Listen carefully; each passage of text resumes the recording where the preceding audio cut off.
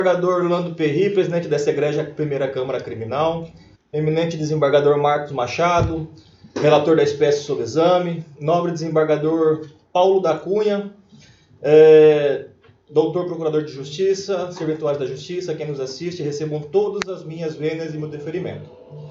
Versa a espécie de um habeas corpus, onde o paciente teria, em tese, cometido o crime descrito no artigo 33 da Lei de Drogas, tráfico de drogas. Antes de adentrar no cerne da questão, eu gostaria de dizer que é uma honra, mais uma vez, subir aqui no púlpito desse tribunal, mesmo que de forma virtual. É o local sagrado dos advogados. Lembro-me da minha primeira sustentação oral. Foi nesta Câmara, nessa mesma composição. Não obstante o nervosismo que eu tinha naquela época, Vossas Excelências transmitiram um ar de serenidade comigo e que eu consegui fazer aquela sustentação oral de forma razoável. Recebam meus carinhos. Confesso que gosto de assistir os julgamentos dessa Câmara, que antes eu ia no tribunal assisti-las presencialmente, agora de forma mais fácil, pelo YouTube. Dessa egrégia Câmara sempre saem decisões não só técnicas, mas sempre humanas, sempre balizado pelas garantias constitucionais. Sei que no julgamento de hoje não será diferente. Não vim aqui ganhar nem perder, mas levar a justiça, independentemente do resultado. Estamos a discutir a legalidade, quiçá ilegalidade de uma decisão que homologou o flagrante e converteu em prisão preventiva. Para justificar a prisão cautelar, o nobre magistrado de piso se agarrou ao argumento da garantia da ordem pública. Segundo as informações prestadas pela autoridade coatora, a garantia da ordem pública estaria abalada pela quantidade de material entorpecente, de aproximadamente 7 quilos, e pela reincidência específica. Desembargador Marcos, não desconheço dos enunciados desse egrégio tribunal ao dizerem que é perfeitamente possível fundamentar o decreto prisional fundado na quantidade de entorpecente apreendido e na reincidência específica. Mas vou pedir que esses julgamentos não se lastreiem somente nessa tecnicalidade, mas também vou rogar a Vossas Excelências que julguem um homem, a pessoa que foi presa, aquele que errou, confessou o crime e está muito arrependido.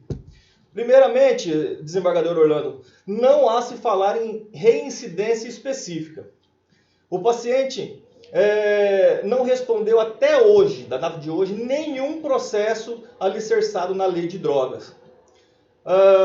Eu fiz juntar na impetração a ficha criminal do paciente. Lá constam alguns crimes onde o paciente teria respondido, vários deles absolvidos, apenas um sobreveio uma condenação, que passou para o juiz da execução penal na 2ª Vara de Cuiabá, e ele já cumpriu essa pena e encerrou a pena em 2017. Então, Excelência, de 2017, quando ele encerrou esse executivo de pena, ou antes mesmo, quando ele cometeu o crime em 2013, de lá para cá, este paciente jamais teve uma reincidência, uma reiteração criminosa, nada.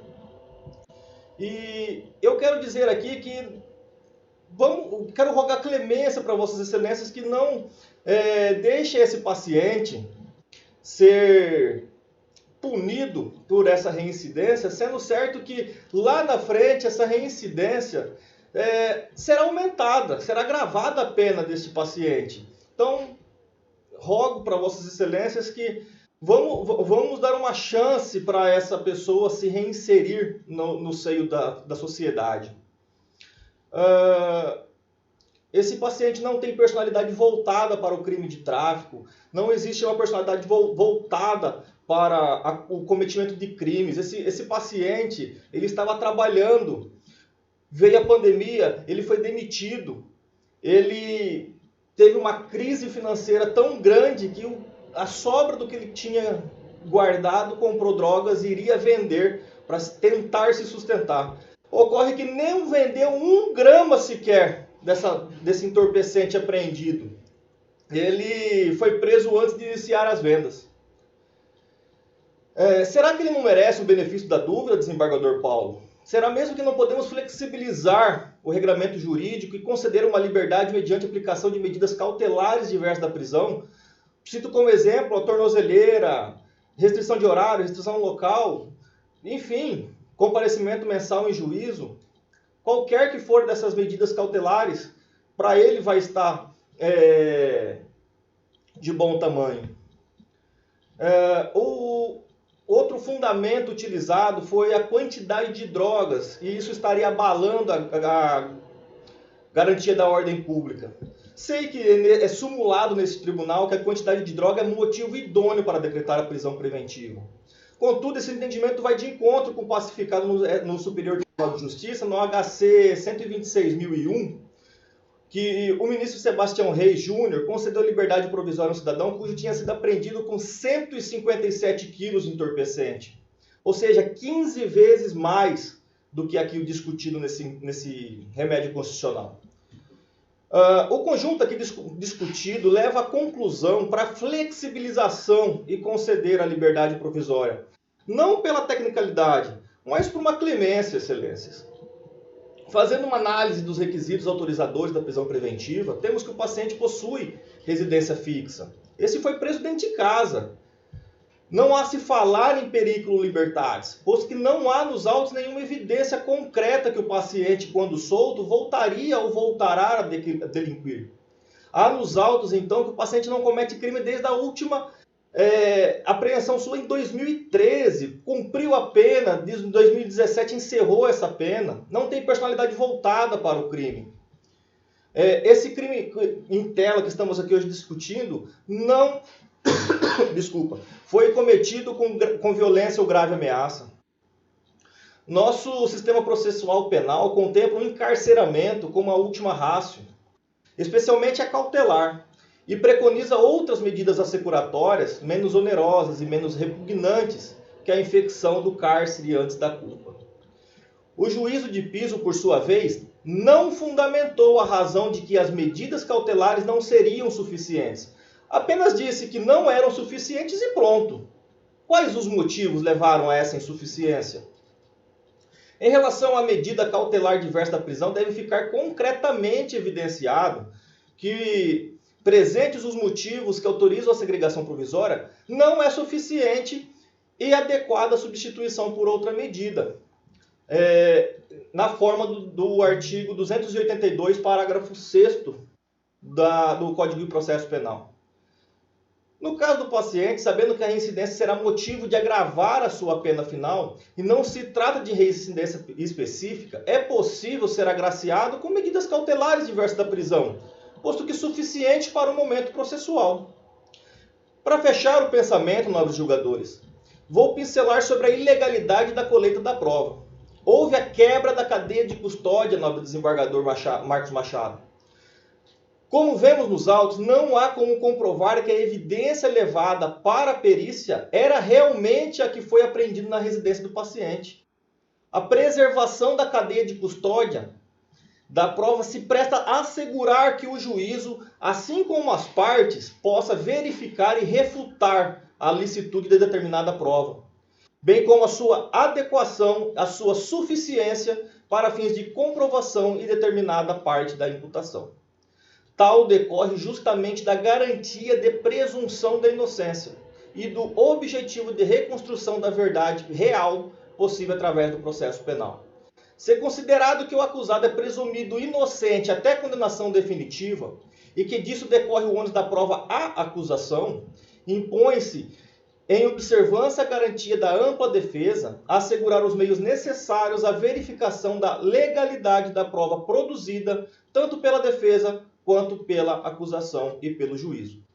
Nos crimes de tráfico de drogas, não são raros os relatos de que a droga não pertence ao acusado, como acontece em caso. Para se assegurar a materialidade delitiva e tentar minimizar as incertezas a respeito dessa existência e quantidade de entorpecente de forma técnica individualizada, faz-se necessário registrar o material supostamente encontrado e apreendido. A cadeia de custódia é um avanço no nosso ordenamento jurídico penal idoso de 1941. criada através da lei denominada Pacote Anticrime, foi enumerada as obrigações da cadeia de custódia, ou seja, a regra do jogo. Essa introdução ao Código de Processo Penal veio para dar maior credibilidade da evidência colhida na investigação. O regramento contido no artigo 158A ao artigo 158F, todos do Código de Processo Penal, é regra e não mera lista informativa. Essa mesma discussão foi pautada em torno do artigo 226 do Código de Processo Penal, que antes do julgamento do HC 598886 do STJ, era tido como lista meramente informativa. Agora é uma lista que deve obrigatoriamente ser cumprida. Dentre as obrigações dos agentes envolvidos, ou seja, a Polícia Militar, a Delegacia de Polícia Civil, a Politec, enfim, todos os agentes, eu destaco que ao encontrar uma situação de flagrante, é necessário chamar a perícia oficial, assim que realizar a apreensão da evidência, para efetivar o corpo de delito, independentemente de ser crime contra a vida ou não. Essa disposição está no artigo 158 e 158C do Código de Processo Penal. Retirar a prova ou evidência da cena do crime somente após a perícia oficial chegar no local do crime. 158C, parágrafo 2º do CPP. Acondicionar em recipiente limpo, estéril e adequado para evitar a contaminação cruzada, contido no artigo 158B, inciso 9 e 158D do Código de Processo Penal. Lacrar todos os recipientes contendo evidência apreendida, para que se evite a manipulação ou adulteração da evidência. Artigo 158D, parágrafo 1º do Código de Processo Penal. Relatar, registrar individualmente cada item apreendido, para individualização da conduta de cada agente. Artigo 158D, parágrafo 2º do Código de Processo Penal. Relatar e registrar o nome de todas as pessoas que manusearam a evidência, para evitar fraude processual. Artigo 158 e parágrafo 4º do CPP. Veja, nobre desembargador Orlando, que a cadeia da custódia tem suma importância. Esses tempos atrás eu impetrei um habeas corpus de relatoria de Vossa Excelência, desembargador Orlando, e Vossa Excelência questionou a minha tese, dizendo que se eu gostaria de comprovar se a minha paciente tinha comprado uma maconha estragada, pois ela teria confessado que tinha em seu poder uma porção pequena análoga à maconha. Mas não, eu quero comprovar que a droga apreendida teve erro na sua manipulação, na sua guarda, na sua destinação, no manuseio, que houve contaminação cruzada. E para constatar que a tese do paciente é verossímil, eu indago, a droga apreendida era realmente a que foi apresentada na delegacia? Era a mesma apresentada na Politec? Foi plantada? Não foi? Obrigado, Excelência. Nesse derradeiro minuto do girar do relógio, já pedi excusas pelo alongado arrazoado. Requeiro seja dado chance para que o paciente possa responder em liberdade. E se não for esse entendimento de Vossas Excelências, seja declarado nula a colheita de provas, antes a quebra de cadeia de custódia, determinando seja as provas desentranhadas dos autos. Peço justiça, obrigado pela atenção, fiquem com Deus.